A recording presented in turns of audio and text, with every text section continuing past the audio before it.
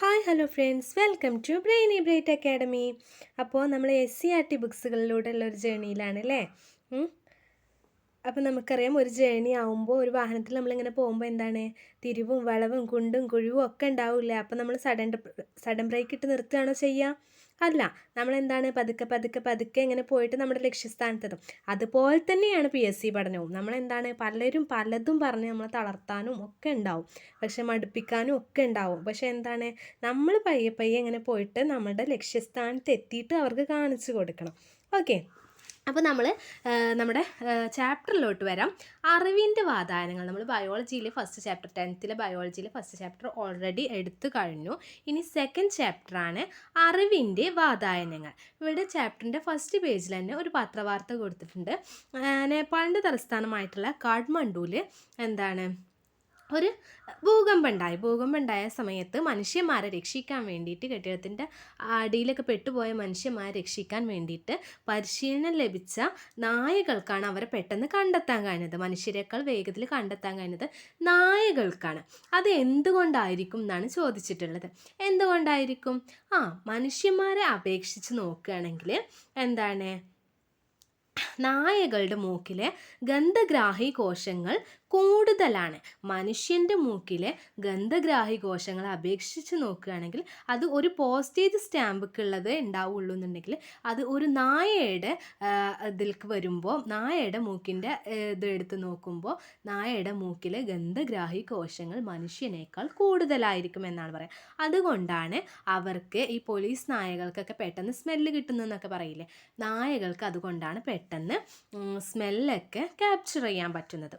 Okay, ഇനി എന്താണ്, ഓരോ ജ്ഞാനേന്ദ്രിയങ്ങളിലും എന്താണ് ഓരോ പ്രത്യേക തരം കോശങ്ങളുണ്ട്. നമ്മൾ ഓൾറെഡി ഫസ്റ്റ് ചാപ്റ്ററിൽ പഠിച്ചു. ഞാൻ ഓൾറെഡി പറഞ്ഞിട്ടുണ്ടായിരുന്നു ചാപ്റ്റർ വൈസ് തന്നെ നമുക്ക് മുന്നോട്ട് പോകണമെന്ന്. കാരണം ഓരോ ചാപ്റ്ററും മുൻപത്തെ ചാപ്റ്ററിൻ്റെ ബാലൻസാണ്. അപ്പോൾ നമുക്ക് ഈ ചാപ്റ്റർ ക്യാപ്ചർ ചെയ്യണമെന്നുണ്ടെങ്കിൽ അതിൻ്റെ മുന്നത്തെ ചാപ്റ്റർ നന്നായിട്ട് ഫ്ലുവൻ്റായിട്ട് നമുക്ക് മനസ്സിലാവണം. ഓക്കെ, അപ്പോൾ ഇനി ഓരോ ജ്ഞാനേന്ദ്രിയങ്ങളിലും എന്താണ്, ഓരോ ഗ്രാഹികൾ, ഓരോ പ്രത്യേക തരം ഗ്രാഹികളുണ്ട്. അവിടെയൊക്കെ നടക്കുന്ന വ്യത്യസ്ത തരം ഉദ്ദീപനങ്ങളുമാണ് നടക്കുന്നത്. എന്താണ്, മൂക്കിൽ എന്താണ്, ഗന്ധഗ്രാഹി കോശമാണ്. മൂക്കിൽ നടക്കുന്ന ഉദ്ദീപനം എന്താണ്, ഗന്ധം എന്നാണ്. കണ്ണിലുള്ളത് എന്താണ്, കണ്ണിൽ കാഴ്ച എന്ന ഉദ്ദീപനമാണ് നടക്കുന്നത്. ഇനി ഇന്ദ്രിയാനുഭവങ്ങൾ രൂപപ്പെടുത്തുന്നതിൽ നമ്മുടെ കണ്ണിൻ്റെ പങ്ക് വളരെ വലുതാണ്. ഇന്ദ്രിയാനുഭവങ്ങൾ രൂപപ്പെടുത്തുന്നതിൽ മസ്തിഷ്കത്തെ സഹായിക്കുന്ന പ്രധാന ഇന്ദ്രിയം എന്ന് പറയുന്നത് നമ്മുടെ കണ്ണാണ്. ഇനി കണ്ണിനെ കുറിച്ചിട്ടുള്ള കുറച്ച് കാര്യങ്ങളാണ് ഇവിടെ പറഞ്ഞിട്ടുള്ളത്. എന്തൊക്കെയാണ്? നേത്രകോടരം, തലയോട്ടിയിലെ കുഴികൾ എന്ന് പറയുന്നത്. ഈ നേത്രകോടരം എന്ന് പറയുന്നത് എന്താണ്? തലയോട്ടിയിലെ കുഴികളാണ് നേത്രകോടരം എന്ന് പറയുന്നത്. എന്തിനാണ്? ഓക്കെ, ഇനി എന്താണ്, ബാഹ്യ കൺപേശികൾ, കണ്ണുകളെ നേത്രകോടരത്തിൽ ഉറപ്പിച്ചു നിർത്തുന്നത്. തലയോട്ടിയിലുള്ള നേത്രകോടരമാണ്, തലയോട്ടിയിലുള്ള കുഴികളാണ് നേത്രകോടരം എന്ന് അറിയപ്പെടുന്നത്. കണ്ണുകളെ നേത്രകോടരത്തിൽ ഉറപ്പിച്ചു നിർത്തുന്നതാണ് ബാഹ്യ കൺപേശികൾ. ഓക്കെ, ഇനി നെക്സ്റ്റ് പുരികം കൊടുത്തിട്ടുണ്ട് അല്ലേ. പുരികത്തിൻ്റെ ധർമ്മം എന്താണ്? പൊടിപടലം, അതുപോലെ തന്നെ വിയർപ്പ് എന്നിവയിൽ നിന്നും സംരക്ഷിക്കുന്ന കണ്ണിൻ്റെ ഭാഗമാണ് പുരികം എന്ന് പറയുന്നത്. പുരികം എന്ന് പറയുന്ന ഒരു സംരക്ഷണ ആവരണമാണ്. ഇതിൽ നിന്നൊക്കെ പൊടിപടലം, അതുപോലെ തന്നെ വിയർപ്പ് എന്നിവയിൽ നിന്നൊക്കെയുള്ള കണ്ണിനെ സംരക്ഷിക്കുന്ന ഒരു ഭാഗമാണ് പുരികം എന്ന് പറയുന്നത്. ഇനി ഓക്കെ, അതുപോലെ തന്നെ കൺപീലികളും കൺപോളകളും ഉണ്ട് അല്ലേ. കൺപീലികളും കൺപോളകളും എന്തിനുള്ളതാണ്? കണ്ണിൻ്റെ സംരക്ഷണത്തിൽ നിന്നുള്ളതാണ് അല്ലേ. നമ്മൾ പുറത്തുനിന്നൊരു വസ്തു നമ്മുടെ കണ്ണിലേക്ക് വരുമ്പോൾ നമ്മൾ കൺപോളകൾ അടക്കുന്നില്ലേ. അപ്പോൾ കണ്ണിൻ്റെ സംരക്ഷണത്തിനുള്ളതാണ് കൺപോളകളും കൺപീലികളും. ഇനി കൺജങ്ക്റ്റൈവ, ഉൽപ്പാദിപ്പിക്കുന്ന ശ്ലേഷ്മം നേത്രഗോളത്തിൻ്റെ മുൻഭാഗം വരണ്ടു പോകാതെ സംരക്ഷിക്കുന്നു. കൺജങ്ക്റ്റൈവ എന്തിനാണ്? അവിടെ ഒരു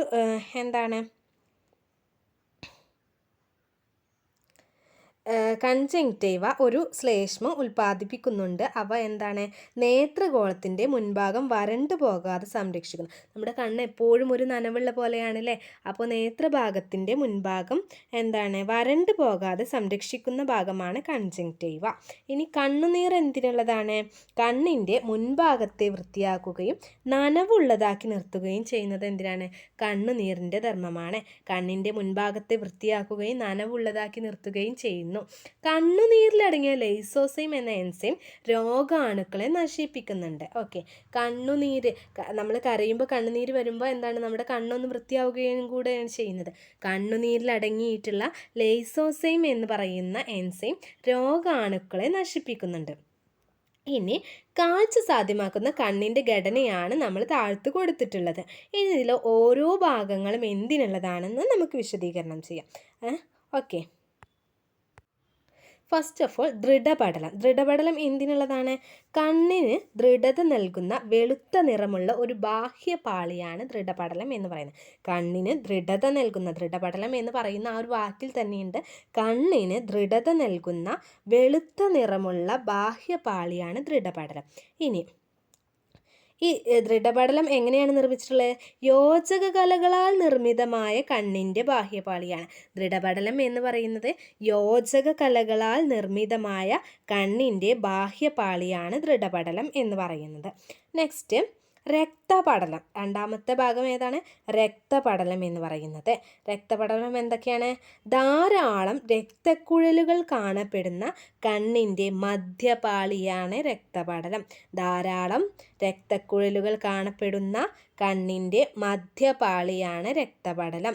ഇനി മൂന്നാമത്തെ ഭാഗം ഏതാണ്?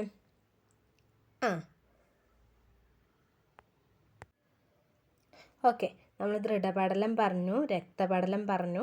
ഇനി റെറ്റിനയാണല്ലേ പറയാനുള്ളത്. റെറ്റിനയാണ് നമുക്ക് പറയാനുള്ളത്. ഓക്കെ, റെറ്റിന എന്ന് പറഞ്ഞു കഴിഞ്ഞാൽ എന്താണ്? പ്രകാശഗ്രാഹികൾ കാണപ്പെടുന്ന ആന്തരപാളിയാണ് റെറ്റിന അല്ലെങ്കിൽ ദൃഷ്ടിപടലം. ഓക്കെ, പ്രകാശഗ്രാഹികൾ കാണപ്പെടുന്ന ആന്തരപാളിയാണ് ദൃഷ്ടിപടലം അല്ലെങ്കിൽ ദൃഷ്ടിപടലം അല്ലെങ്കിൽ റെറ്റിന എന്ന് പറയുന്നത്.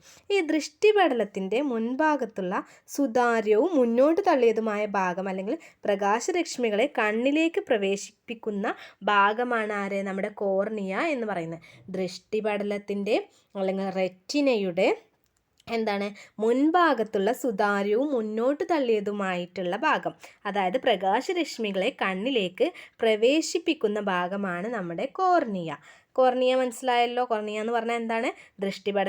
പടലത്തിൻ്റെ മുൻഭാഗത്തുള്ള സുതാര്യവും മുന്നോട്ട് തള്ളിയതുമായ ഭാഗമാണ്. പ്രകാശരശ്മികളെ കണ്ണിലേക്ക് പ്രവേശിപ്പിക്കുന്ന ഭാഗം കൂടിയാണ് നമ്മുടെ കോർണിയ എന്ന് പറയുന്നത്. ഇനി നെക്സ്റ്റ് ഏത് ഭാഗമാണ്?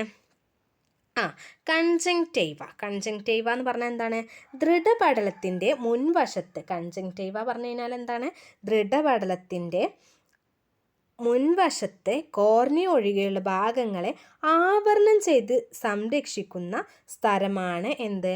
നമ്മുടെ കൺജങ്ക്റ്റൈവ എന്ന് പറയുന്നത്. ഈ ഒരു യെല്ലോ കളറിൽ കാണപ്പെടുന്ന ദൃഢപടലത്തിൻ്റെ മുൻവശത്തെ കോർണിയ ഒഴികെയുള്ള ഭാഗങ്ങളെ ആവരണം ചെയ്ത് സംരക്ഷിക്കുന്ന സ്ഥലമാണ് കൺജങ്ക്റ്റൈവ എന്ന് പറയുന്നത്. ഇനി നെക്സ്റ്റ് ഏതാണ് നോക്കാം. ഐറിസ്. കൺജങ്ക്റ്റൈവയും കോർണിയയും കഴിഞ്ഞ് കഴിഞ്ഞാൽ എന്താ നമ്മൾ പഠിക്കാൻ പോകുന്നത്? ഐറിസ്. ഐറിസ് എന്ന് പറഞ്ഞാൽ കോർണിയയുടെ, ഐറിസ് എന്ന് പറഞ്ഞു കഴിഞ്ഞാൽ ഇവിടെയല്ല കോർണിയ ഉള്ളത്. കോർണിയയുടെ എന്താണ്, പിൻഭാഗത്തായി കാണുന്ന രക്തപടലത്തിൻ്റെ, കോർണിയയുടെ പിൻഭാഗത്തേക്ക് നോക്കുക, ഭാഗത്തായി കാണപ്പെടുന്ന രക്തപടലത്തിൻ്റെ ഭാഗം മെലാനിൻ എന്ന വർണ്ണവസ്തുവിൻ്റെ സാന്നിധ്യം ഇരുണ്ട നിറം നൽകുന്ന ഭാഗം കൂടിയാണ് ഐറിസ് എന്ന് പറയുന്നത്. കോർണിയയുടെ പിൻഭാഗത്തായി കാണുന്ന രക്തപടലത്തിൻ്റെ ഭാഗമാണ്. അതുപോലെ തന്നെ മെലാനിൻ എന്ന വർണ്ണവസ്തുവിൻ്റെ സാന്നിധ്യം എന്താണ്? മെലാനിൻ എന്ന വർണ്ണവസ്തുവിൻ്റെ സാന്നിധ്യം ഇരുണ്ട നിറം നൽകുന്ന ഭാഗം കൂടിയാണ് ഈ ഐറിസ് എന്ന് പറയുന്നത്. ഐറിസിൻ്റെ മധ്യഭാഗത്തുള്ള സുഷിരം പ്രകാശ തീവ്രതയ്ക്കനുസരിച്ച് വലിപ്പം ക്രമീകരിക്കുന്ന ഭാഗമാണ് എന്ത്? ഈ പ്യൂപ്പിൾ എന്ന് പറയുന്നത്. പ്യൂപ്പിൾ എന്ന് പറഞ്ഞു കഴിഞ്ഞാൽ എന്താണ്? ഐറിസിൻ്റെ മധ്യഭാഗത്തുള്ള സുഷിരമാണ് പ്രകാശ തീവ്രതയ്ക്കനുസരിച്ച് വലിപ്പം ക്രമീകരിക്കുന്ന ഭാഗമാണ് എന്ത്? പ്യൂപ്പിൾ എന്ന് പറയുന്നത്. ഓക്കെ, ഇനി എന്താണ് നെക്സ്റ്റ്? ലെൻസ് അല്ലേ. സ്നായുക്കൾ എന്ന ചരട് വഴി സീലിയറി പേശികളുമായി ബന്ധിപ്പിച്ചിരിക്കുന്ന ഭാഗമാണ് ലെൻസ് എന്ന് പറയുന്നത്. സ്നായുക്കൾ എന്ന ചരടുകൾ വഴി സീലിയറി പേശികളുമായി ബന്ധിപ്പിച്ചിരിക്കുന്ന ഭാഗമാണ് ലെൻസ് എന്ന് പറയുന്നത്. കണ്ണിലെ ലെൻസ് ഏതാണ്? പലതരം കോൺവെക്സും കോൺകേവും ഒക്കെ ഉണ്ടല്ലേ. കണ്ണിലേത് ഏത് തരത്തിലുള്ള ലെൻസാണ്? കണ്ണിലെ ലെൻസ് കോൺവെക്സ് ലെൻസുകളാണ്. കണ്ണിലെ ലെൻസ് കോൺവെക്സ് ലെൻസുകളാണ്. കണ്ണിലെ ലെൻസ് കോൺവെക്സ് ലെൻസുകളാണ്. ഇനി മാറിപ്പോകരുത്. ഓക്കെ. ഇനി നെക്സ്റ്റ് എന്താണ്? ഇനി എന്താണ്? സീലിയറി പേശികൾ എന്ന് പറഞ്ഞു കഴിഞ്ഞാൽ ഇപ്പം എന്തായിരിക്കും? സീലിയറി പേശികളുമായി ബന്ധിപ്പിച്ചിരിക്കുന്ന ഭാഗമാണ് ലെൻസ് എന്ന് പറഞ്ഞില്ലേ നമ്മൾ. അപ്പോൾ സീലിയറി പേശികൾ എന്താണ്? ലെൻസിനെ ചുറ്റിയുള്ള വൃത്താകൃതിയിലുള്ള പേശികളാണ്. ഇവയുടെ സങ്കോചവും വിശ്രമാവസ്ഥ പ്രാപിക്കലും ലെൻസിൻ്റെ വക്രത ക്രമീകരിക്കുന്നുണ്ട്. എന്താണ് സീലിയറി പേശികൾ എന്ന് പറഞ്ഞു കഴിഞ്ഞാൽ എന്താണ്? സീലിയറി പേശികളുമായി സ്നായുക്കൾ എന്ന ചരടുകൾ വഴി സീലിയറി പേശികളുമായി ബന്ധിപ്പിച്ചിരിക്കുന്ന ഭാഗമാണ് ലെൻസ് എന്ന് നമ്മൾ ഓൾറെഡി പറഞ്ഞു കഴിഞ്ഞു. അപ്പോൾ ഈ സീലിയറി പേശികൾ എന്താണ്? ലെൻസിനെ ചുറ്റിയുള്ള വൃത്താകൃതിയുള്ള പേശികളാണ്. ഇവയുടെ സങ്കോചവും അല്ലെങ്കിൽ എന്താണ് വിശ്രമാവസ്ഥ പ്രാപിക്കലും ലെൻസിൻ്റെ വക്രത ക്രമീകരിക്കുന്നുണ്ട്. ലെൻസിൻ്റെ വക്രത ക്രമീകരിക്കുന്നത് എന്താണ്? സീലിയറി പേശികളുടെ എന്താണ് സങ്കോചവും വിശ്രമാവസ്ഥയുമാണ് ലെൻസിൻ്റെ വക്രത ക്രമീകരിക്കുന്നത്. ഇനി നമുക്ക് എന്താണ് പഠിക്കാനുള്ളത്? പീതബിന്ദു അല്ലേ. ഇനി പീതബിന്ദുവാണ് ഇതിൽ പറയാനുള്ളത്. റെറ്റിനയിൽ പ്രകാശഗ്രാഹി കോശങ്ങൾ കൂടുതലായി കാണപ്പെടുന്ന ഭാഗം പ്രതിബിംബത്തിന് ഏറ്റവും തെളിവുള്ളതുമായ ഭാഗമാണ് എന്ത്? പീതബിന്ദു എന്ന് പറയുന്നത്. എന്താണ് പീതബിന്ദു? റെറ്റിനയിൽ പ്രകാശഗ്രാഹി കോശങ്ങൾ കൂടുതലായി കാണപ്പെടുന്ന റെറ്റിനയിൽ പ്രകാശഗ്രാഹി കോശങ്ങൾ കൂടുതലായി കാണപ്പെടുന്ന ഭാഗമാണ് പീതബിന്ദു. അതുപോലെ തന്നെ എന്താണ്? പ്രതിബിംബത്തിന് ഏറ്റവും തെളിമയുള്ളതും ഇവിടെയാണ്, പീതബിന്ദുവിലാണ്. ഇനി നെക്സ്റ്റ് അന്ധബിന്ദു എന്ന് പറയും. അന്ധബിന്ദുവിൽ എന്താ പറയുന്നത്? റെറ്റിനയിൽ നിന്ന് നേത്രനാഡി ആരംഭിക്കുന്ന ഭാഗത്തെയാണ് നമ്മൾ അന്ധബിന്ദു എന്ന് പറയുന്നത്. എന്താണ്? റെറ്റിനയിൽ നിന്ന് നേത്രനാഡി ആരംഭിക്കുന്ന ഭാഗത്തെയാണ് നമ്മൾ അന്ധബിന്ദു എന്ന് പറഞ്ഞത്. ഇവിടെ പ്രകാശഗ്രാഹികളില്ലാത്തതിനാൽ കാഴ്ചയില്ല. അന്ധത അങ്ങനെ പറയുമ്പോൾ തന്നെ നമുക്ക് മനസ്സിലാവും. ഒരു അന്ധം ഇല്ലാത്ത ആ ഒരു ഭാഗത്തെ നമ്മൾ പറയുന്നത് അന്ധബിന്ദു. ഇനി എന്താണ്? ഇനി നമുക്കതിൽ പഠിക്കാനുള്ളത് നേത്രനാഡി കൂടിയാണ്. പ്രകാശഗ്രാഹി കോശങ്ങളിൽ നിന്നുള്ള ആവേഗങ്ങളെ മസ്തിഷ്കത്തിലെ കാഴ്ചയുടെ കേന്ദ്രത്തിലേക്ക് കൊണ്ടുപോകുന്നു നേത്രനാഡി. ഓരോ നാഡിക്കും ഓരോ ധർമ്മമുണ്ടെന്ന് നമ്മൾ മുൻപത്തെ ചാപ്റ്ററിൽ പഠിച്ചു. സംവേദന നാഡി, സമ്മിശ്ര നാഡി, അങ്ങനെ ഒരുപാട് നാഡികളെ കുറിച്ച് പഠിച്ചു. ഇവിടെ പ്രകാശഗ്രാഹി കോശങ്ങളിൽ നിന്നുള്ള ആവേഗങ്ങളെ മസ്തിഷ്കത്തിലെ കാഴ്ചയുടെ കേന്ദ്രത്തിലേക്ക് കൊണ്ടുപോകുന്നതാണ് നേത്രനാഡി. അപ്പോൾ നമുക്കറിയാം എന്താണ് കാഴ്ചയുടെ കേന്ദ്രത്തിലേക്ക് നമ്മുടെ ആവേഗങ്ങൾ എത്തിക്കണം അല്ലേ. അപ്പോൾ അവിടെ ഒരു നാഡി ഉണ്ടാകും. അപ്പോൾ നമ്മൾ നേത്രത്തിനെ കുറിച്ചിട്ടാണ് പറയുന്നത്. അപ്പോൾ നേത്രനാഡി. ഓക്കെ. സീലിയറി പേശികൾ നമ്മൾ ഓൾറെഡി പറഞ്ഞു കഴിഞ്ഞു. ഇനി എന്താണ്? കണ്ണിൽ പലതരം ദ്രവങ്ങളുണ്ട്. പലതരം ദ്രവങ്ങൾ എന്ന് പറയുമ്പോൾ അക്വസ് ദ്രവം, അതുപോലെ തന്നെ വിട്രിയസ് ദ്രവം. അപ്പോൾ കണ്ണിൽ എന്താണ്? അക്വസ് ദ്രവവുമുണ്ട്, വിട്രിയസ് ദ്രവമുണ്ട്. ഈ അക്വസ് ദ്രവത്തിൻ്റെയും വിട്രിയസ് ദ്രവത്തിൻ്റെയും എന്താണ് സവിശേഷതകൾ എന്തൊക്കെയാണ്? കോർണിയക്കും ലെൻസിനും ഇടയിലുള്ള അക്വസ് അറയിൽ നിറഞ്ഞിരിക്കുന്ന ജലം പോലെയുള്ള ദ്രവമാണ് എന്ത്? അക്വസ് ദ്രവം. അക്വസ് ദ്രവം എവിടെയാണ് കാണുന്നത്? അക്വസ് അറയിലാണ് കാണപ്പെടുന്നത്. എവിടെയാണ്? കോർണിയക്കും ലെൻസിനും ഇടയിലാണ് ഈ അക്വസ് അറ ഉള്ളത്. അവിടെയുള്ള ജലം പോലുള്ള ദ്രവമാണ് അക്വസ് ദ്രവം. ഇനി എന്താണ്? അക്വസ് ദ്രവത്തിൻ്റെ സവിശേഷതകൾ എന്തൊക്കെയാണെന്ന് നോക്കാം. രക്തത്തിൽ നിന്ന് രൂപം കൊണ്ട് രക്തത്തിലേക്ക് തന്നെ പുനരാകിരണം ചെയ്യപ്പെടുന്നു. അക്വസ് ദ്രവത്തിൻ്റെ പ്രത്യേകത എന്താണ്?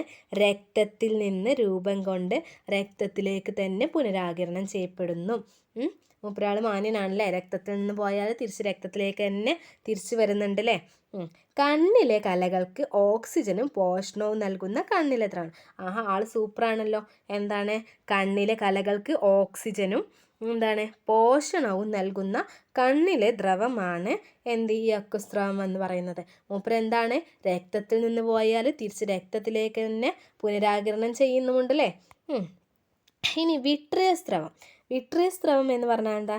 ലെൻസിനും റെറ്റിനയ്ക്കും ഇടയിലുള്ള വിട്രിയസ് അറയിൽ നിറഞ്ഞിരിക്കുന്ന ജെല്ലി പോലുള്ള ദ്രവമാണ് എന്ത്?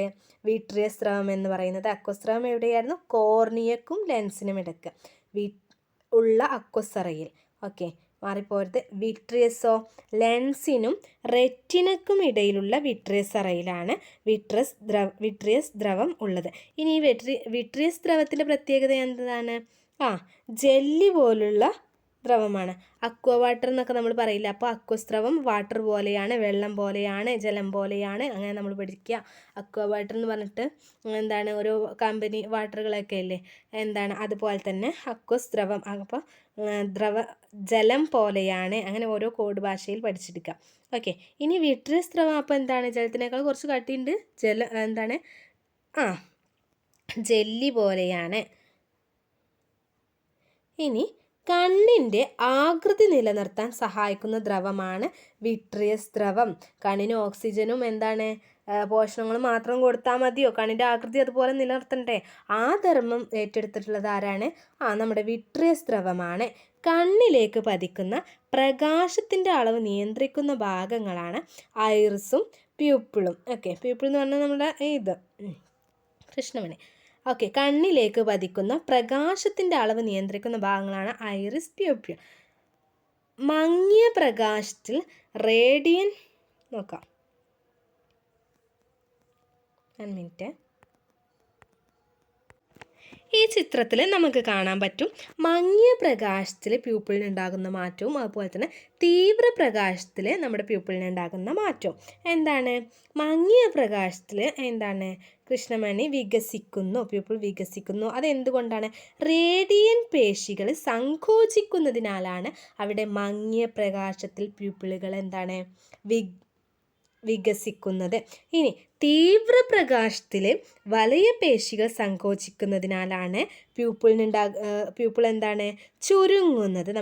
നമ്മുടെ തീവ്രപ്രകാശം, നല്ലൊരു മിസ്റ്റർ ലൈറ്റ് ടോർച്ചൊക്കെ നമ്മുടെ കണ്ണിലേക്ക് അടിച്ചു കഴിഞ്ഞാൽ നമ്മുടെ കണ്ണ് അടയൂലേ? അപ്പോൾ എന്താണ് നമ്മുടെ കൃഷ്ണമണി ചുരുങ്ങിപ്പോകുന്നു. അവിടെ ഏത് പേശികളാണ് സങ്കോചിക്കുന്നത്?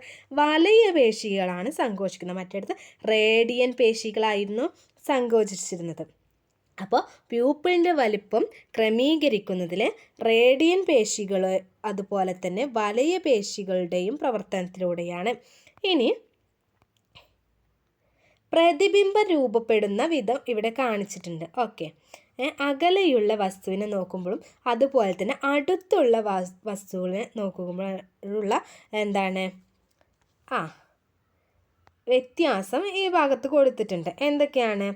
അടുത്തുള്ള വസ്തുവിനെ നോക്കുമ്പോൾ എന്താണ്? സീലിയറി പേശികൾ സങ്കോചിക്കുന്നുണ്ട്. സീലിയറി പേശികൾ എന്താണ്? സങ്കോചിക്കുന്നുണ്ട്. സ്നായുക്കൾ അയയുന്നു. അടുത്തുള്ള വസ്തുക്കളെ നോക്കുമ്പോഴുള്ള കാര്യമാണ് പറയുന്നത്. എന്താണ്? സീലിയറി പേശികൾ സങ്കോചിക്കുന്നു, സ്നായുക്കൾ അയയുന്നു. അതുപോലെ തന്നെ ലെൻസിൻ്റെ വക്രത കൂടുന്നു, ഫോക്കസ് ദൂരം കുറയുന്നു. ലെൻസിൻ്റെ വക്രത കൂടുന്നു, ഫോക്കസ് ദൂരം കുറയുന്നു. ഇനി അകലെയുള്ള വസ്തുക്കളെയാണ് നമ്മൾ നോക്കുന്നതെങ്കിലോ? അകലെയുള്ള വസ്തുക്കളെയാണ് നോക്കുന്നതെങ്കിൽ നേരെ ഓപ്പോസിറ്റ് അല്ലേ? സീലിയറി പേശികൾ എന്താണ്? വിശ്രമാവസ്ഥയിലേക്ക്, അവിടെ സങ്കോചിക്കുകയാണ് ചെയ്തത്. അടുത്തുള്ള വസ്തുവിനെ നോക്കുമ്പോൾ സങ്കോചിക്കുകയാണ് ചെയ്തതെങ്കിൽ അകലെയുള്ള വസ്തുവിനെ നോക്കുമ്പോൾ എന്താണ്? സീലിയറി പേശികൾ വിശ്രമാവസ്ഥയിലാകുന്നുണ്ട്. അതുപോലെ തന്നെ സ്നായുക്കൾ വലിയുന്നു. അവിടെ എന്തായിരുന്നു? സ്നായുക്കൾ അയയായിരുന്നു ചെയ്തിരുന്നത്. ഇനി ലെൻസിൻ്റെ വക്രത കുറയുന്നുണ്ട്. അതുപോലെ തന്നെ ലെൻസിൻ്റെ വക്രത കുറയുമ്പോൾ എന്താ ഉണ്ടാവുക? ഫോക്കസ് ദൂരം കൂടും. ഓക്കെ, ഇനി നെക്സ്റ്റ്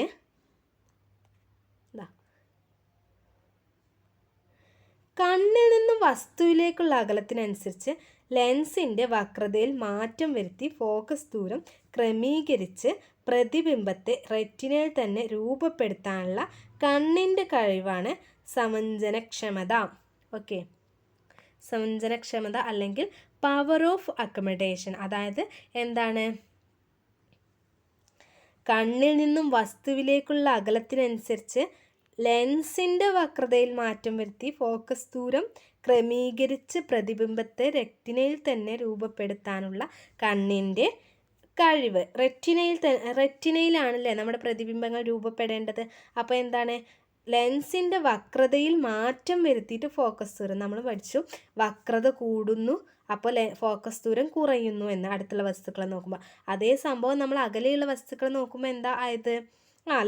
ലെൻസിൻ്റെ വക്രത കുറഞ്ഞ് ഫോക്കസ് ദൂരം കൂടിയല്ലേ. അപ്പോൾ അത്തരത്തിലുള്ള ക്രമീകരണങ്ങൾ നടത്തിയിട്ട് പ്രതിബിംബത്തെ റെറ്റിനയിൽ തന്നെ എന്താണ് രൂപപ്പെടുത്താനുള്ള കണ്ണിൻ്റെ കഴിവിനെയാണ് നമ്മൾ സമഞ്ജനക്ഷമത എന്ന് പറയുന്നത്. അതായത് പവർ ഓഫ് അക്കോമഡേഷൻ. ഇനി എന്താണ്? റെറ്റിനയിൽ പ്രകാശഗ്രാഹികൾ അറിയപ്പെടുന്ന എന്താ? റോഡ് കോശങ്ങൾ അല്ലെങ്കിൽ കോൺ കോശങ്ങൾ. റെറ്റിനയിൽ പ്രകാശഗ്രാഹി കോശങ്ങൾ ഉണ്ട് എന്ന് നമ്മൾ മനസ്സിലാക്കി കഴിഞ്ഞു അല്ലേ. ഏതൊക്കെയാണ്? റോഡ് കോശങ്ങളും കോൺ കോശങ്ങളുമാണ് റെറ്റിനയിലെ പ്രകാശഗ്രാഹി കോശങ്ങൾ. ഓക്കെ, മറന്നു പോകരുത്. റെറ്റിനയിലെ പ്രകാശഗ്രാഹി കോശങ്ങളാണ് എന്ത്? റോഡ് കോശങ്ങൾ അല്ലെങ്കിൽ അതുപോലെ തന്നെ കോൺ കോശങ്ങൾ എന്ന് പറയും. ഇനി റോഡ് കോശങ്ങളിൽ അടങ്ങിയിരിക്കുന്ന കാഴ്ചവർണ്ണകം ഏതാണ്? റോഡ് കോശങ്ങളിൽ ഒരു കാഴ്ചവർണ്ണകം അടങ്ങിയിട്ടുണ്ട്. അതേതാണ്? റോഡോപ്സിൻ. റോഡ് കോശങ്ങൾ എന്താണ്? റോഡോപ്സിൻ. അതുപോലെ തന്നെ എന്താണ്? റോഡ് കോശങ്ങളിലെ ഓപ്സിൻ എന്ന പ്രോട്ടീനും വിറ്റാമിൻ എയിൽ നിന്നുണ്ടാകുന്ന റെറ്റിനാൽ എന്ന പദാർത്ഥവും ചേർന്നുണ്ടാവുന്ന കാഴ്ചവർണ്ണകമാണ് ഈ റോഡോപ്സിൻ എന്ന് പറയുന്നത്. എന്താണ്? റോഡ് കോശങ്ങളിലുള്ള കാഴ്ചവർണ്ണകമാണ് റോഡോപ്സിൻ എന്ന് നമ്മൾ പറഞ്ഞു. ഈ റോഡോപ്സിൻ എങ്ങനെയാണ് ഉണ്ടായിട്ടുള്ളത്? റോഡ് കോശങ്ങളിലെ ഓപ്സിൻ എന്ന പ്രോട്ടീനും വിറ്റാമിൻ എയിൽ നിന്നുണ്ടാകുന്ന റെറ്റിനാൽ എന്ന പദാർത്ഥവും ചേർന്നിട്ടാണ് കാഴ്ചവർണ്ണകം റോഡോപ്സിൻ ഉണ്ടാകുന്നത്. ഇനി നിറങ്ങൾ തിരിച്ചറിയാൻ കഴിവില്ലാത്ത കാഴ്ചവർണ്ണകമാണ് എന്ത്? റോഡോപ്സിൻ. ഓക്കെ, നിറങ്ങൾ തിരിച്ചറിയാൻ കഴിവില്ലാത്ത എന്താണ്? കാഴ്ചവർണ്ണകമാണ് റോഡോപ്സിൻ എന്ന് പറയുന്നത്.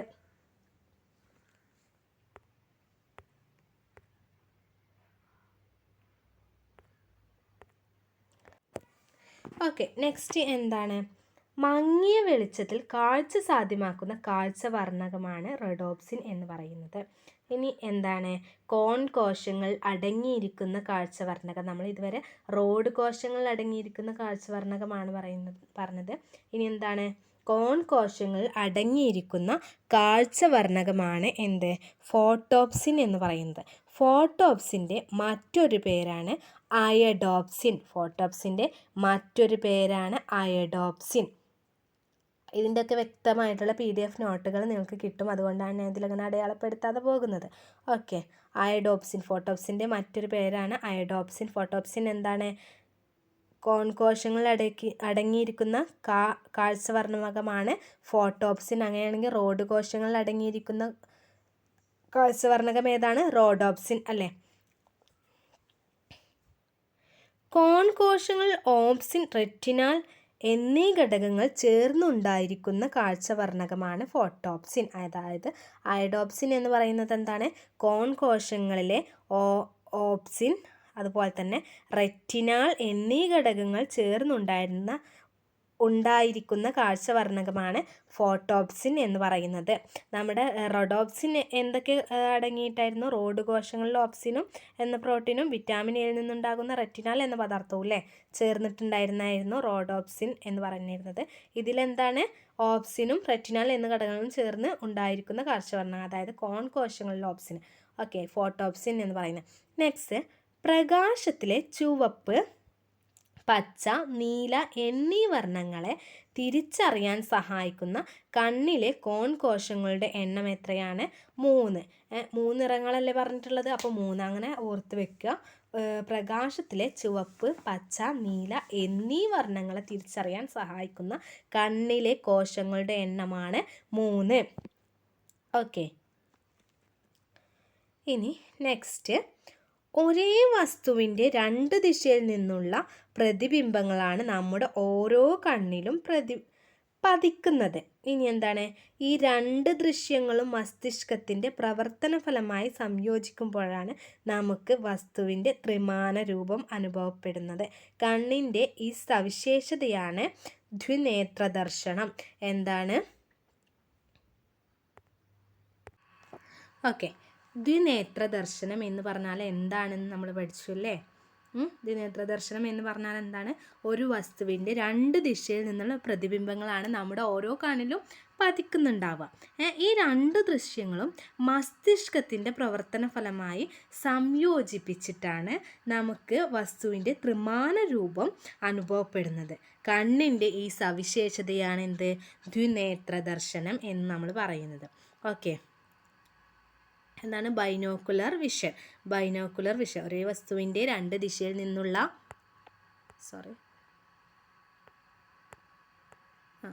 ഒരേ വസ്തുവിൻ്റെ രണ്ട് ദിശയിൽ നിന്നുള്ള പ്രതിബിംബങ്ങളാണ് നമ്മുടെ ഓരോ കണ്ണിലും പതിക്കുന്നത്. ഈ രണ്ട് ദൃശ്യങ്ങളും മസ്തിഷ്കത്തിൻ്റെ പ്രവർത്തന ഫലമായി സംയോജിക്കുമ്പോഴാണ് നമുക്ക് വസ്തുവിൻ്റെ ത്രിമാന രൂപം അനുഭവപ്പെടുന്നത്. ഓക്കെ, അത് പഠിച്ചു കഴിഞ്ഞല്ലോ. ഇത് ദ്വിനേത്രദർശനം എന്ന് അറിയപ്പെടുന്നു. ഇനി എന്തൊക്കെയാണ് കണ്ണിനുണ്ടാകുന്ന രോഗങ്ങൾ അല്ലെങ്കിൽ കണ്ണിൻ്റെ വൈകല്യങ്ങൾ എന്ന് പറയുന്നത്? ഫസ്റ്റ് വൺ എന്ന് പറയുന്നത് എന്താണ്? നിശാന്തത. നിശാന്തത എന്ന് പറഞ്ഞു കഴിഞ്ഞാൽ എന്താണ്? എന്തിൻ്റെ കുറവ് മൂലമാണ് നമ്മൾ നിശാന്തത ഉണ്ടാകുന്നത്? വിറ്റാമിൻ എയുടെ ലഭ്യത കുറയുമ്പോൾ റെറ്റിനാലിൻ്റെ അളവ് കുറയുകയും റോഡോപ്സിൻ പുനർനിർമ്മാണം തടസ്സപ്പെടുകയും ചെയ്യും. റോഡോപ്സിൻ്റെ എന്താണ്? പുനർനിർമ്മാണം തടസ്സപ്പെടുകയും ചെയ്യും. ഈ അവസ്ഥയിൽ മങ്ങിയ വെളിച്ചത്തിൽ വസ്തുക്കളെ വ്യക്തമായി കാണാൻ കഴിയാതെ വരുന്ന ഈ രോഗം നിശാന്തത എന്നറിയപ്പെടുന്നു. നമ്മൾ റോഡോപ്സിൻ കോശങ്ങളെ കുറിച്ച് പഠിച്ചപ്പോൾ എന്താണ് പഠിച്ച ഒരു കാര്യമാണ്, കാഴ്ചവർണ്ണകത്തെ കുറിച്ച് പറഞ്ഞപ്പോൾ നമ്മൾ പറഞ്ഞു മങ്ങിയ വെളിച്ചത്തിൽ കാഴ്ച സാധ്യമാക്കുന്ന കാഴ്ചവർണ്ണകമാണ് എന്ത്? റോഡോപ്സിൻ എന്ന് പറയുന്നത്. ഈ റോഡോപ്സിൻ്റെ എന്താണ് പുനർനിർമ്മാണം തടസ്സപ്പെടുമ്പോൾ മങ്ങിയ വെളിച്ചത്തിൽ വസ്തുക്കളെ വ്യക്തമായി കാണാൻ കഴിയാതെ വരുന്ന അവസ്ഥയാണ് നിശാന്തത. എന്തുകൊണ്ടാണ് റോഡോപ്സിൻ്റെ പുനർനിർമ്മാണം തടസ്സപ്പെടുന്നത്? വിറ്റാമിൻ എയുടെ ലഭ്യത കുറയുമ്പോൾ റെറ്റിനാലിൻ്റെ അളവ് കുറയുകയും ചെയ്തു കഴിഞ്ഞാൽ എന്താ ഉണ്ടാവുക? റോഡോപ്സിൻ്റെ പുനർനിർമ്മാണം തടസ്സപ്പെടും. ഈ പുനർനിർമ്മാണം തടസ്സപ്പെട്ട് കഴിഞ്ഞാൽ എന്താണ്? മങ്ങിയ വെളിച്ചത്തിൽ വസ്തുക്കളെ വ്യക്തമായി കാണാൻ കഴിയില്ല. അങ്ങനെ കാണാൻ കഴിയാതെ വരുന്ന ആ അവസ്ഥയാണ് നമ്മൾ എന്തെന്ന് പറയുന്നത്? നിശാന്തത എന്ന് പറയുന്നത്. ഓക്കെ, ഇനി നെക്സ്റ്റ് സീറോഫ്താൽമിയ. സീറോഫ്താൽമിയ എന്ന് പറയുന്നത് എന്താണ്? സീറോഫ്താൽമിയ എന്ന് പറയുന്നത് വിറ്റാമിൻ എയുടെ തുടർച്ചയായ അഭാവം ഉണ്ടായ നേത്രാവരണവും കോർണിയയും വരണ്ട് കോർണിയ അദാര്യമായി തീരുന്ന അവസ്ഥ. എന്താണ്? വിറ്റാമിൻ എയുടെ തുടർച്ചയായ അഭാവമുണ്ടായാൽ, വിറ്റാമിൻ എയുടെ ലഭ്യത കുറയുമ്പോൾ എന്നാണ് മറ്റൊരുത്ത് പറഞ്ഞത്. ഇവിടെ തുടർച്ചയായി എന്താണ് അഭാവം ഉണ്ടാകുമ്പോൾ അല്ലെങ്കിൽ ലഭ്യത കുറഞ്ഞു കഴിഞ്ഞാൽ നേത്രാവരണവും കോർണിയയും വരണ്ട് കോർണിയ അദാര്യമായി തീരുന്ന രോഗാവസ്ഥയാണ് സീറോഫ്താൽമിയ എന്ന് പറയുന്നത്. ഇനി നെക്സ്റ്റ് എന്താണ്? വർണ്ണാന്തത. എന്താണ് വർണ്ണാന്തത എന്ന് പറയുമ്പോൾ അതിൽ തന്നെ ഉണ്ട് വർണ്ണം അല്ലെങ്കിൽ കളർ. അപ്പോൾ കളർ സംബന്ധമായിട്ടുള്ള എന്തോ ഒരു സംഭവമാണല്ലേ? കോൺ കോശങ്ങളുടെ തകരാറ് മൂലം ചിലർക്ക് ചുവപ്പും പച്ചയും നിറങ്ങൾ തിരിച്ചറിയാൻ കഴിയില്ല. വേർതിരിച്ചറിയാൻ കഴിയില്ല. ഇത്തരം അവസ്ഥയെ പറയുന്നതാണ് വർണ്ണാന്തത, കളർ ബ്ലൈൻഡ്നെസ്. നെക്സ്റ്റ് എന്താണ്? ഗ്ലോക്കോമ. ഗ്ലോക്കോമ എന്ന് പറഞ്ഞു കഴിഞ്ഞാൽ എന്താണ്? അക്കുസ്രവത്തിൻ്റെ പുനരാകിരണം നടക്കാതെ വരുമ്പോൾ കണ്ണിനുള്ളിൽ മർദ്ദം കൂടുന്നുണ്ടാവും. അക്കുസ്രവത്തിൻ്റെ പുനരാകിരണം നടക്കാതെ വരുമ്പോൾ കണ്ണിനുള്ളിൽ മർദ്ദം കൂടുകയും റെറ്റിനയും പ്രകാശകോശങ്ങൾക്കും നാശമുണ്ടാക്കി അന്ധതയിലേക്ക് നയിക്കുന്ന രോഗമാണ് ഗ്ലോക്കോമ എന്ന് പറയുന്നത്. അക്കുസ്രവമാണ് നമ്മുടെ കണ്ണിന് പോഷകങ്ങൾ നൽകുന്നത് അല്ലേ? കണ്ണിൻ്റെ പോഷണം നൽകുന്ന കണ്ണിലെ കലകൾക്ക് പോഷണം നൽകുന്ന ദ്രവമാണ് അക്കുസ്രവം എന്ന് നമ്മൾ പഠിച്ചു കഴിഞ്ഞു. ഇനി ഈ അക്കുസ്രവത്തിൻ്റെ പുനരാകിരണം നടക്കാതെ വരുമ്പോൾ കണ്ണിനുള്ളിലെ മർദ്ദം കൂടുമ്പോൾ റെറ്റിനയ്ക്കും പ്രകാശഗ്രാഹി കോശങ്ങൾക്കും നാശമുണ്ടാക്കി അന്ധതയിലേക്ക് നയിക്കുന്ന രോഗമാണ് എന്ത്? ഗ്ലോക്കോമ എന്ന് പറയുന്നത്. ഓക്കെ, ഇനി ഗ്ലോക്കോമ പരിഹരിക്കാവുന്ന മാർഗം എന്താണ്? ഗ്ലോക്കോമ എങ്ങനെയാണ് നമുക്ക് പരിഹരിക്കാൻ കഴിയുക? ലേസർ ശസ്ത്രക്രിയയിലൂടെ നമുക്ക് പരിഹരിക്കാൻ കഴിയും. ലേസർ ശസ്ത്രക്രിയയിലൂടെ ഗ്ലോക്കോമ നമുക്ക് പരിഹരിക്കാൻ കഴിയും. ലേസർ ശസ്ത്രക്രിയയിലൂടെ നമുക്ക് പരിഹരിക്കാൻ കഴിയും. ഓക്കെ, നെക്സ്റ്റ് തിമിരം. തിമിരം എന്താണ്? കണ്ണിലെ ലെൻസ് അതാര്യമാക്കുന്നത് മൂലം കാഴ്ച നഷ്ടപ്പെടുന്ന അവസ്ഥയാണ് തിമിരം എന്ന് പറയുന്നത്. കണ്ണിലെ ലെൻസ് അതാര്യമാകുന്നത് മൂലം കാഴ്ച നഷ്ടപ്പെടുന്ന അവസ്ഥയാണ് തിമിരം. തിമിരത്തിൻ്റെ എന്താണ് പരിഹാര മാർഗം? എന്താ? ലെൻസ് മാറ്റിവെക്കുക. തിമിര ശസ്ത്രക്രിയകൾ ഇപ്പോൾ എന്താണ് സർവ്വസാധാരണമായിക്കൊണ്ടിരിക്കുന്ന കാലഘട്ടമാണല്ലേ. ഓക്കെ, ഇനി ചെങ്കണ്ണ്. ചെങ്കണ്ണ് ഇപ്പോൾ ഒരു സീസൺ ഇപ്പോൾ കഴിഞ്ഞേ ഉള്ളൂ അല്ലേ ചെങ്കണ്ണിൻ്റെ. ഓക്കെ, ചെങ്കണ്ണ് എന്ന് പറയുന്നത് എന്താണ്? കൺജങ്ക്റ്റിവയെ ബാധിക്കുന്ന അണുബാധ കാരണം ഉണ്ടാകുന്ന രോഗാവസ്ഥയാണ് ചെങ്കണ്ണ്. ഇംഗ്ലീഷിൽ അതിന് എന്താ പറയുക? കൺജങ്ക്റ്റൈവിറ്റിസ്. ഓക്കെ, അപ്പോൾ അതിൽ തന്നെ ഉണ്ട് എന്താണ്? കൺജങ്ക്റ്റിവയെ ബാധിക്കുന്ന എന്താണ് അണുബാധ കാരണം ഉണ്ടാകുന്ന രോഗാവസ്ഥയാണ് എന്താണ് ചെങ്കണ്ണ് എന്ന് പറയുന്നത്. ബാക്ടീരിയ, വൈറസ് തുടങ്ങിയ രോഗകാരികളാണ് ഇത് പരത്തുന്നത്. സ്പർശനത്തിലൂടെയും മറ്റുമാണ് ഈ രോഗം എന്താണ് പടരുന്നത്. ബാക്ടീരിയ, വൈറസ് മൂലമാണെന്ന് പറയുമ്പോൾ തന്നെ നമുക്കറിയാം നമ്മുടെ സമ്പർക്കം മൂലമാണ് അല്ലെങ്കിൽ സ്പർശനം മൂലമാണ് അത് പകരുന്നത് എന്നുള്ളത് അല്ലേ. എന്താണ്? കൺജങ്ക്റ്റിവയെ ബാധിക്കുന്ന അണുബാധ കാരണം ഉണ്ടാകുന്ന രോഗാവസ്ഥയാണ്. ഇനി കണ്ണിൻ്റെ ആരോഗ്യ സംരക്ഷണം. കണ്ണിൻ്റെ ആരോഗ്യം എങ്ങനെയൊക്കെയാണ് നമ്മൾ ഉറപ്പുവരുത്തുന്നത്? ഓക്കെ, കണ്ണിൻ്റെ ആരോഗ്യനില നമ്മൾ എങ്ങനെയൊക്കെയാണ് സംരക്ഷിക്കുന്നത്? കണ്ണിന് വിശ്രമം കൊടുക്കണം അല്ലേ. കൂടുതലായിട്ട് നമ്മൾ ഫോണ് അല്ലെങ്കിൽ എന്താണ് കമ്പ്യൂട്ടറൊക്കെ ഉപയോഗിക്കുമ്പോൾ നമ്മുടെ കണ്ണിന് എന്താണ് പ്രശ്നങ്ങളുണ്ടാകും. ഇത്ര ഉപകരണങ്ങൾ തുടർച്ചയായി ഉപയോഗിച്ചുണ്ടാക്കുന്ന ആ ഒരു പ്രശ്നത്തെ നമ്മൾ എന്താ പറയുക? കമ്പ്യൂട്ടർ വിഷൻ സിൻഡ്രോം എന്നാണ് പറയുക. കമ്പ്യൂട്ടർ വിഷൻ സിൻഡ്രോം എന്താണ്? മുഖ്യ ലക്ഷണങ്ങൾ എന്തൊക്കെയാണെന്നറിയോ? കണ്ണ് വരളും. കണ്ണിങ്ങനെ വരളും. കണ്ണിന് എപ്പോഴും ഇങ്ങനെ നനവുള്ള ഒരു അവസ്ഥയാണ് കണ്ണിന് നമ്മൾ തുടക്കത്തിൽ പറഞ്ഞു അല്ലേ. പക്ഷേ കണ്ണ് വരൾ, അതുപോലെ തന്നെ തലവേദന, കണ്ണിന് അമിത സമ്മർദ്ദം, കണ്ണിന് അമിത സമ്മർദ്ദം, ഇതൊക്കെ എന്താണ്? കമ്പ്യൂട്ടർ വിഷൻ സിൻഡ്രോമിൻ്റെ ലക്ഷണങ്ങളാണ്. എന്തുകൊണ്ടാണ് ഈ കമ്പ്യൂട്ടർ വിഷൻ സിൻഡ്രോം വരുന്നത്? കമ്പ്യൂട്ടർ, ഫോണ്, സെൽഫോണ് അങ്ങനത്തെ അല്ലെങ്കിൽ ടാബ്ലറ്റ് അങ്ങനത്തെ എന്താണ് കൂടുതലായിട്ട് ഉപയോഗിക്കുന്നതാണ്. അപ്പോൾ നമ്മൾ കണ്ണിൻ്റെ കാര്യങ്ങൾ പൂർണ്ണമായിട്ടും പറഞ്ഞു, കണ്ണിൻ്റെ അസുഖങ്ങൾ പറഞ്ഞു, കണ്ണിലെ പേശികൾ പറഞ്ഞു, ഒക്കെ പറഞ്ഞു അല്ലേ. ഇനി നെക്സ്റ്റ് നമ്മൾ പഠിക്കാൻ പോകുന്നത് ചെവിയാണ്. ചെവി. ഓക്കെ, ചെവിയിൽ എന്താ? ശബ്ദഗ്രാഹികളുണ്ട്. കണ്ണിൽ കാഴ്ചഗ്രാഹികൾ ഉണ്ട് എന്ന് പറഞ്ഞതുപോലെ തന്നെ ചെവിയിൽ എന്താ? ശബ്ദഗ്രാഹികളുണ്ട്. ശരീര തുലനനില പാലിക്കുന്നതിന് ചെവി സഹായിക്കുന്നുണ്ട്. ഇനി എന്തൊക്കെയാണ്?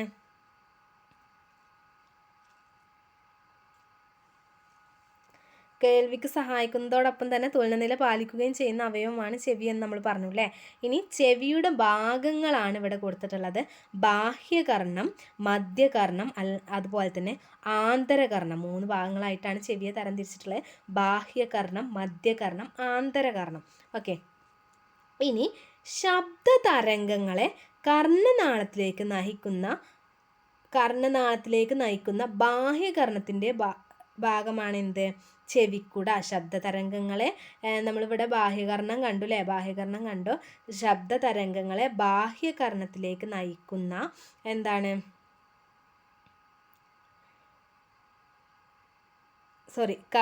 ശബ്ദതരംഗങ്ങളെ കർണനാളത്തിലേക്ക് നയിക്കുന്ന ബാഹ്യകർണത്തിൻ്റെ ഭാഗമാണ് ചെവിക്കുട, അതായത് പിന്ന.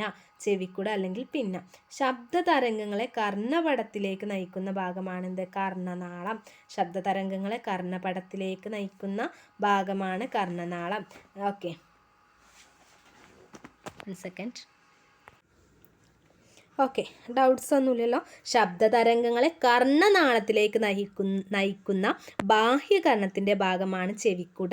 അതുപോലെ തന്നെ ശബ്ദതരംഗങ്ങളെ കർണപടത്തിലേക്ക്, അവിടെ കർണനാളത്തിലേക്ക് എന്നാണ് പറഞ്ഞത്, ഇവിടെ കർണപടത്തിലേക്ക് നയിക്കുന്ന എന്താണ് ഭാഗമാണ് കർണനാളം. കർണനാളം എന്ന് പറയുന്നത് കർണപടത്തിലേക്ക് ശബ്ദതരംഗങ്ങളെ നയിക്കുന്നതാണ്. ഓക്കെ, ഇനി കർണനാളത്തിലെ രോമങ്ങൾ, കർണമെഴുക് എന്നിവ പൊടിപടലങ്ങളും രോഗാണുക്കളും പ്രവേശിക്കുന്നത് തടയുന്നുണ്ട്. എന്താണ്? കർണനാളത്തിലെ രോമങ്ങൾ, അതുപോലെ തന്നെ കർണമെഴുക്, ഇവയൊക്കെ എന്താണ്?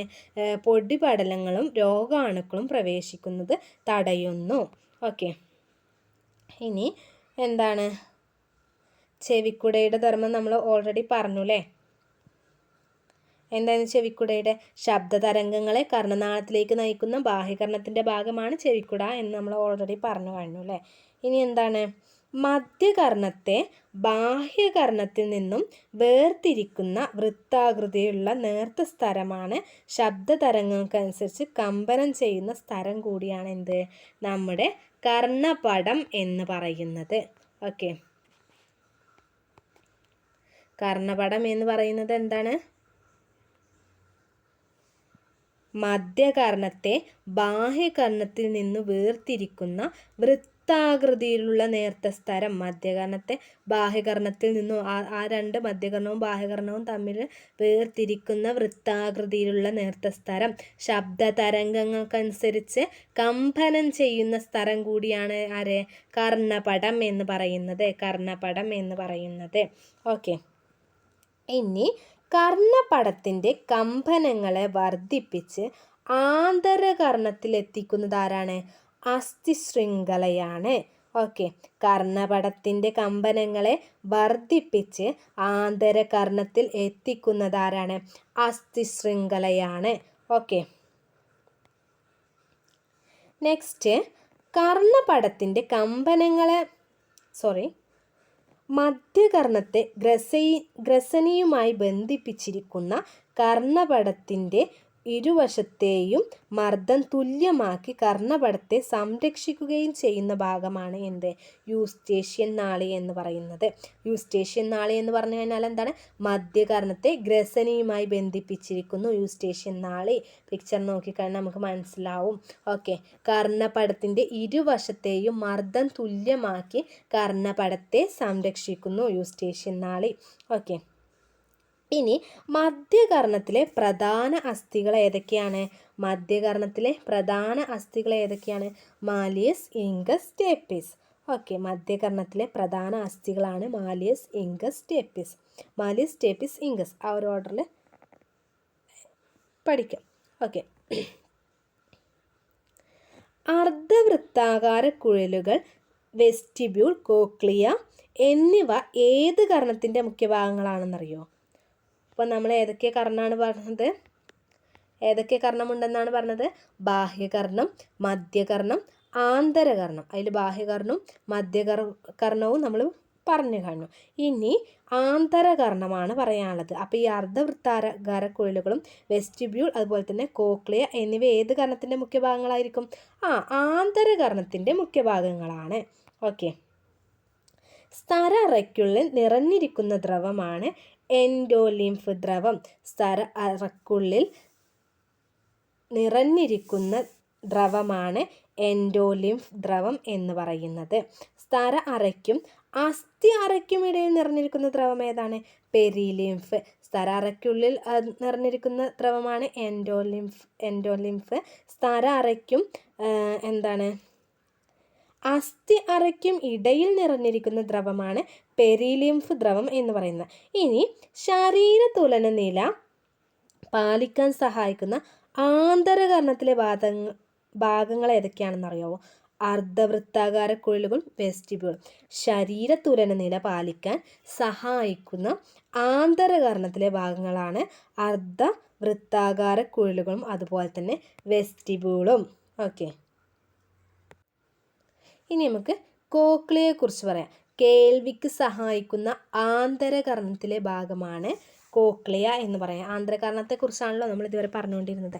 അപ്പോൾ കേൾവിക്ക് സഹായിക്കുന്ന ആന്തരകർണത്തിലെ ഭാഗമാണ് കോക്ലിയ എന്ന് പറയുന്നത്.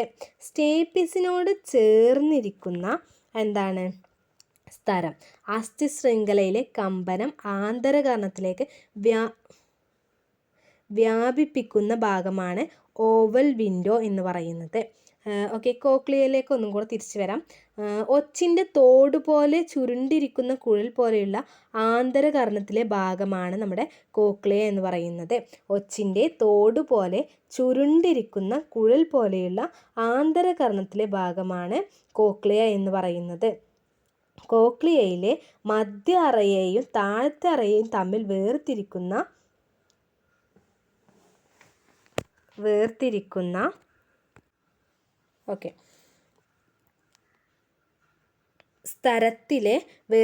സ്ഥലത്തിലെ സവിശേഷ രോമകോശങ്ങളാണ് ശബ്ദഗ്രാഹികളായി പ്രവർത്തിക്കുന്നത്.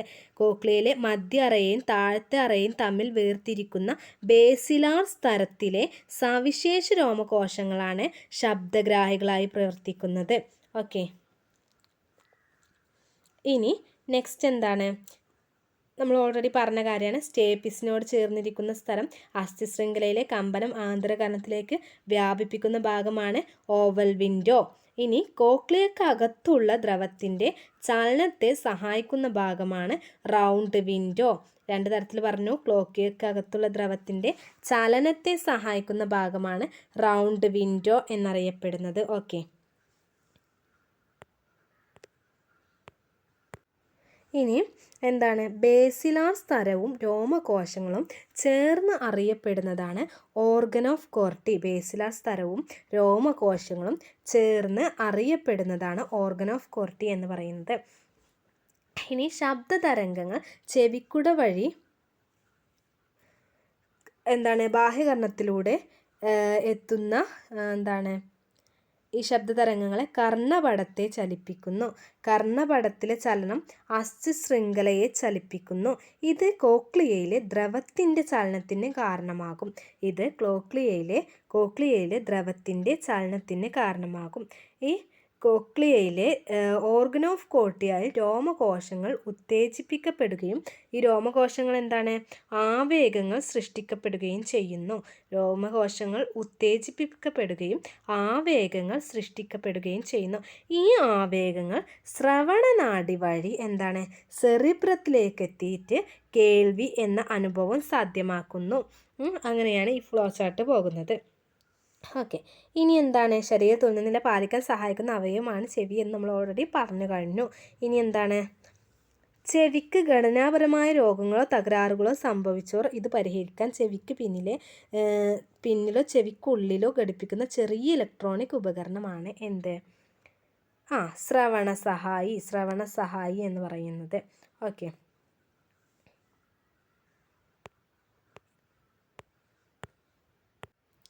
അപ്പോൾ ചെവി ഏകദേശം കംപ്ലീറ്റ് ആയി. ഇനി നാവിലെ കാര്യങ്ങൾ അല്ലെങ്കിൽ നാവിലെ ഗ്രാഹികൾ, നാവിലെ മുകുളങ്ങളെ കുറിച്ചിട്ടാണ് നമ്മൾ പറയാൻ പോകുന്നത്. നാക്കിലുള്ള രുചി അറിയാൻ സഹായിക്കുന്ന ഗ്രന്ഥിയാണ് രാസഗ്രാഹികൾ എന്നറിയപ്പെടുന്നത്. നാക്കിലുള്ള രുചി അറിയാൻ സഹായിക്കുന്ന ഗ്രന്ഥിയാണ് രാസഗ്രാഹി എന്നറിയപ്പെടുന്നത്. ഈ രാസഗ്രാഹികൾ കൂടുതലായും കാണപ്പെടുന്നത് എവിടെയാണ്? നാക്കിൻ്റെ ഉപരിതലത്തിലാണ്. രാസഗ്രാഹികൾ കൂടുതലായും കാണപ്പെടുന്നത് നാക്കിൻ്റെ ഉപരിതലത്തിലാണ്. നാക്കിൻ്റെ ഉപരിതലത്തിൽ ഉയർന്നു നിൽക്കുന്ന ഭാഗങ്ങളാണ് പാപ്പിലകൾ. ഓക്കെ, പാപ്പിലകൾ. നാക്കിൻ്റെ ഉപരിതലത്തിൽ ഉയർന്നു നിൽക്കുന്ന ഭാഗങ്ങൾ അറിയപ്പെടുന്നത് പാപ്പിലകൾ. പാപ്പിലകളിൽ കാണപ്പെടുന്ന രുചി അറിയിക്കുന്ന ഭാഗങ്ങൾ ഏതാണ്? സ്വാദുമുകുളങ്ങൾ എന്നറിയപ്പെടുന്നത്. ഈ പാപ്പിലകളിൽ കാണപ്പെടുന്ന രുചി അറിയിക്കുന്ന ഭാഗങ്ങളാണ് മുകുളങ്ങൾ. ഓക്കെ, സ്വാദുമുകുളങ്ങളിൽ ഉദ്ദീപിക്കപ്പെടുന്ന രുചികൾ ഏതൊക്കെയാണ്? മധുരം, ഉപ്പ്, പുളി, കയ്പ്, ഉമാമി ഒക്കെ ഉണ്ട് അല്ലേ? ഓക്കെ, ഇനി ഓരോ സ്വാദുമുകുളങ്ങളിലും വ്യത്യസ്തമായ രുചികൾ തിരിച്ചറിയാൻ സഹായിക്കുന്ന ഗ്രാഹികളുണ്ട്. ഓരോ സ്വാദുമുകുളത്തിലും വ്യത്യസ്തമായ രുചികൾ തിരിച്ചറിയാൻ സഹായിക്കുന്ന ഗ്രാഹികളുണ്ട്. അങ്ങനെ ഇല്ലെങ്കിൽ ഉപ്പും പുളിയൊക്കെ നമുക്ക് ഒരേ ടേസ്റ്റായിട്ട് തോന്നുമല്ലേ? അപ്പോൾ അത്തരം ഗ്രാഹികളാണ് രാസഗ്രാഹികൾ എന്നറിയപ്പെടുന്നത്. ഇനി ജപ്പാനീസ് ഭാഷയിൽ സന്തോഷകരമായിട്ടുള്ളത് എന്നർത്ഥം വരുന്ന പദമാണ് ഉമാമി. ജപ്പാനീസ് ഭാഷയിൽ ഉമാമി എന്നുള്ളത് കേട്ടപ്പോൾ തന്നെ മനസ്സിലായില്ലേ? ഷാങ് ഷൂയി എന്ന് പറയുന്നത് പോലെ ഒരിത് കേട്ടപ്പോൾ തന്നെ നമുക്ക് മനസ്സിലായില്ലേ മറ്റേതൊരു ഭാഷയാണെന്നുള്ളത്? ജപ്പാനീസ് ഭാഷയിൽ സന്തോഷകരമായിട്ടുള്ളത് എന്നർത്ഥം വരുന്ന പദമാണ് ഉമാമി എന്ന് പറയുന്നത്. ഓക്കെ.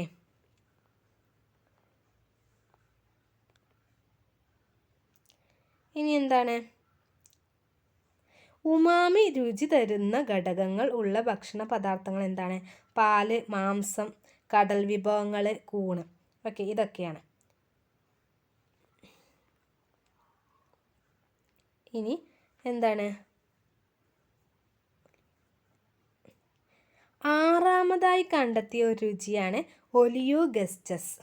ഓക്കെ, ആറാമതായി കണ്ടെത്തിയ ഒരു രുചിയാണ് ഒലിയോഗസ്റ്റസ്. ഇത് എന്തിൻ്റെ രുചിയാണ്?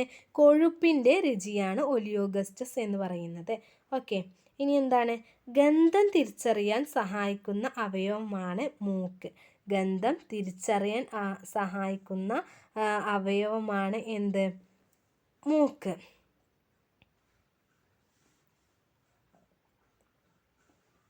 മൂക്കിൽ എന്തൊക്കെയാണ്? ഗന്ധനാഡി, ശ്ലേഷ്മഗ്രന്ഥികൾ, ഗന്ധഗ്രാഹികൾ, നാസാഗഹ്വരം. ഓക്കെ, ഇനി നെക്സ്റ്റ് ത്വക്കിലെ ഗ്രാഹികൾ. ഓക്കെ, ത്വക്കിലും പലതരത്തിലുള്ള ഗ്രാഹികളുണ്ട് അല്ലേ? ഒരു പെന്നിൻ്റെ 2 റീഫിലറുകൾ എടുത്തിട്ട് എന്താണ് അങ്ങനെ കൈ പിടിച്ച് കഴിഞ്ഞാൽ നമ്മൾ എന്താണ് വിരൽത്തുമ്പ് കൊണ്ട് തൊടുന്നതും അതുപോലെ തന്നെ എന്താണ് നമ്മുടെ കൈയിൻ്റെ ബാക്കി ഏതെങ്കിലും ഒരു ഭാഗത്ത് വെച്ചിട്ട് തൊട്ട് നോക്കുന്നതും തമ്മിൽ വ്യത്യാസമുണ്ട്. അതുപോലെ തന്നെയാണ് എന്ത് ഈ കാഴ്ചയില്ലാത്തവർ ബ്രെയിലി ലിപി വായിക്കുന്നതും. അപ്പോൾ എന്താണ് ത്വക്കിലെ ഗ്രാഹികൾ എല്ലായിടത്തും ഒരുപോലെയല്ല. ഓക്കെ, അതാണ് ത്വക്കിലെ ഗ്രാഹികളെ കുറിച്ച് പറയാനുള്ളത്. ത്വക്കിൽ ഏതൊക്കെ ഗ്രാഹികളാണുള്ളത്? വേദനഗ്രാഹിയുണ്ട്, തണുപ്പ് ഗ്രാഹിയുണ്ട്, സ്പർശഗ്രാഹിയുണ്ട്, മർദ്ദഗ്രാഹിയുണ്ട്, അതുപോലെ തന്നെ ചൂട് ഗ്രാഹികളുണ്ട്. ഇത്തരം ഗ്രാഹികളൊക്കെ നമ്മുടെ ത്വക്കിലുണ്ട്. ത്വക്കിലെ ഗ്രാഹികളെ കുറിച്ചിട്ട് അത്രയാണ് ഈ പാഠഭാഗത്തിൽ പറഞ്ഞിട്ടുള്ളത്. ഏതൊക്കെ ഗ്രാഹികളാണ്? മർദ്ദഗ്രാഹികൾ, സ്പർശഗ്രാഹികൾ, ചൂട് ഗ്രാഹികൾ, തണുപ്പ് ഗ്രാഹികൾ, വേദനഗ്രാഹികൾ. ഇതൊക്കെ ത്വക്കിലെ ഗ്രാഹികളാണെന്ന് നമുക്ക് പെട്ടെന്ന് തിരിച്ചറിയാൻ കഴിയും അല്ലേ? നാവിലെ ഗ്രാഹികൾ പോലെയാണോ ത്വക്കിലെ ഗ്രാഹികൾ? നാവിലെ ഗ്രാഹികൾ എങ്ങനെയാണ് ഉണ്ടാവുക? രുചി അറിയാൻ വേണ്ടിയിട്ടുള്ളതാണല്ലേ. അപ്പോൾ അതിനനുസരിച്ച് ഓക്കെ, ഇവിടെ എന്താണ് നമ്മുടെ ശരീരത്തിൽ വേദന അല്ലെങ്കിൽ തണുപ്പ് അതുപോലെ തന്നെ ചൂട് അതൊക്കെ നമ്മുടെ ശരീരത്തിന് അറിയാൻ വേണ്ടിയുള്ള ഗ്രാഹികളാണ്. ഓക്കെ, ഇനി വിവിധ ജീവികളിൽ വിവിധ തരത്തിലുള്ള ഗ്രാഹികളുണ്ട്. ഫസ്റ്റ് തന്നെ ഐസ് സ്പോട്ട്. പ്ലനേറിയയിൽ പ്രകാശം തിരിച്ചറിയാൻ ഉപയോഗിക്കുന്ന ഗ്രാഹിയാണ്. പ്ലനേറിയയിൽ പ്രകാശം തിരിച്ചറിയാൻ ഉപയോഗിക്കുന്ന ഗ്രാഹിയാണ് എന്ത്? Ice spot. ഓക്കെ, അതുപോലെ തന്നെ ഈച്ചയിലാണെങ്കിൽ എന്താണ്? ഒമാറ്റീഡിയ. ഓക്കെ, ഒമാറ്റീഡിയ എന്ന ധാരാളം പ്രകാശഗ്രാഹി സംവിധാനം കൂടി ചേർന്ന് എന്താണ് നിർമ്മിക്കപ്പെട്ടിട്ടുള്ളതാണ് ഈച്ചയുടെ കണ്ണുകൾ എന്ന് പറയുന്നത്, അല്ലെങ്കിൽ ഷഡ്പദത്തിൻ്റെ കണ്ണ് എന്ന് പറയുന്നത്. ആയിരക്കണക്കിന് ചെറിയ കണ്ണുകൾ ചേർന്ന് രൂപപ്പെട്ടിരിക്കുന്ന ഒമാറ്റീഡിയം എന്ന ധാരാളം പ്രകാശഗ്രാഹി സംവിധാനങ്ങൾ കൂടിച്ചേർന്നതാണ് ഷഡ്പദങ്ങളുടെ കണ്ണ് എന്ന് പറയുന്നത്. ഓക്കെ, ഇനി ശരീരത്തിൻ്റെ ഇരുവശത്തുമുള്ള പാർശ്വവരകൾക്കുള്ളിൽ തുലന നിലയിലുള്ള മാറ്റം തിരിച്ചറിയാനുള്ള ഗ്രാഹികളുള്ള ജീവി ഏതാണ്? സ്രാവ്. ക്ഷമത കൂടിയ ഗന്ധഗ്രാഹികളുള്ളത് ആർക്കാണ്? സ്രാവിനാണ്. ക്ഷമത കൂടിയ ഗന്ധഗ്രാഹികളുള്ളത് സ്രാവിനാണ്. ശരീരത്തിൻ്റെ ഇരുവശങ്ങളിലുമുള്ള പാർശ്വവരകൾക്കുള്ളിൽ തുലന നിലയിലുള്ള മാറ്റം തിരിച്ചറിയാനുള്ള ഗ്രാഹികളുള്ള ജീവിയാണെന്ത്? സ്രാവ് എന്ന് പറയുന്നത്. ജേക്കബ്സൺസ് ഓർഗൻ എന്ന് പറയുന്നത് ആരുടെയാണ്? ജേക്കബ്സൺസ് ഓർഗൻ ഏത് ജീവിയിലാണ് കാണപ്പെടുന്നത്? പാമ്പിലാണ് ജേക്കബ്സൺ ഓർഗൻ കാണപ്പെടുന്നത്. പാമ്പിൻ്റെ നാക്കിൽ പറ്റിപ്പിടിക്കുന്ന ഗന്ധകണികകൾ വായുടെ മുകൾ ഭാഗത്ത് ജേക്കബ്സൺസ് ഓർഗനിൽ എത്തുന്നു. അപ്പോൾ അവിടെയുള്ള ഗന്ധഗ്രാഹികൾ ഉത്തേജിപ്പിക്കപ്പെടുന്നു. അങ്ങനെയാണ് പാമ്പ് ഓരോന്ന് ചലനങ്ങളും കാര്യങ്ങളൊക്കെ മനസ്സിലാക്കുന്നതൊക്കെ. ജേക്കബിൻ്റെ സൺ എന്താണ്? പാമ്പിനെ വേണമെന്ന് പറഞ്ഞു എന്ന് ഓർത്ത് വെച്ചാൽ മതി. ഓക്കെ, ജേക്കബിൻ്റെ മകൻ കുറച്ചൊരു വികൃതിയാണല്ലേ ജേക്കബിൻ്റെ സണ്ണ്. അപ്പോൾ പാമ്പിനെ വേണമെന്ന് വാശി പിടിച്ചു. ഓക്കെ, അത്രയും ഓർത്ത് വെക്കാം. അപ്പോൾ ഇന്നത്തെ ചാപ്റ്റർ ഇവിടെ അവസാനിക്കുകയാണ്. ഇന്നത്തെ ക്ലാസ് എല്ലാവർക്കും മനസ്സിലായിട്ടുണ്ടാവും എന്ന് വിശ്വസിക്കുന്നു. അപ്പോൾ നെക്സ്റ്റ് ചാപ്റ്ററുമായിട്ട് വരാം. അതുവരെ നിങ്ങൾക്ക് എന്തെങ്കിലും ക്ലാസ്സിൽ എന്തെങ്കിലും മാറ്റങ്ങൾ വരുത്തേണ്ടതുണ്ടെങ്കിൽ അത് നമ്മുടെ ചാനലിൻ്റെ അടിയിൽ എഴുതി കമൻറ്റായിട്ട് എഴുതി അറിയിക്കുക. Okay, thank you.